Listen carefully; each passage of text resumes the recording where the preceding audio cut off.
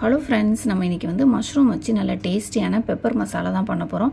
இது டேஸ்ட்டு பார்த்திங்கன்னா அவ்வளோ சூப்பராக இருக்கும். இது வந்து எப்படி செய்யலான்னு பார்க்கலாம்.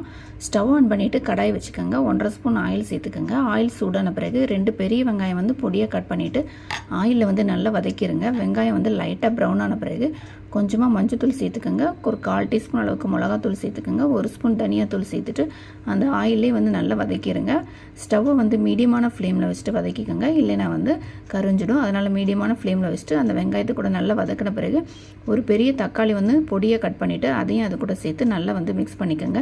வெங்காயம் தக்காளி ரெண்டுமே மசிஞ்சு வந்த பிறகு நம்ம கட் பண்ணி வச்சுருந்த மஷ்ரூம் வந்து இது கூட சேர்த்துக்கலாம்.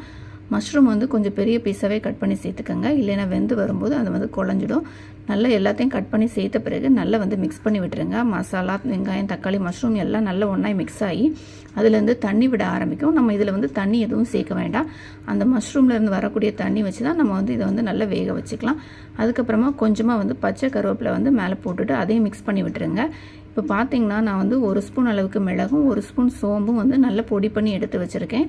அதையும் இது கூட சேர்த்துக்கலாம். நம்ம வந்து ஃப்ரெஷ்ஷாகவே வந்து இதை அரைச்சி சேர்த்துக்கலாம். அப்போ தான் வந்து வாசனையும் நல்லாயிருக்கும், டேஸ்ட்டும் ரொம்ப நல்லாயிருக்கும். தேவையான உப்பு சேர்த்துட்டு நல்லா வந்து மிக்ஸ் பண்ணி விட்டுருங்க. இந்த மசாலா எல்லாமே வந்து அந்த மஷ்ரூமில் இறங்கி ஒரு 10 நிமிஷம் வந்து அதை சிம்மில் வச்சு நல்லா வந்து வேக விட்டுருங்க. அதுக்கப்புறம் பார்த்திங்கன்னா நல்ல டேஸ்ட்டான நம்மளோட மஷ்ரூம் பெப்பர் மசாலா வந்து ரெடி ஆயிரும். இது வந்து ரைஸ், தோசை, சப்பாத்தி, இட்லி எல்லாத்துக்குமே வந்து ரொம்ப சூப்பராக இருக்கும்.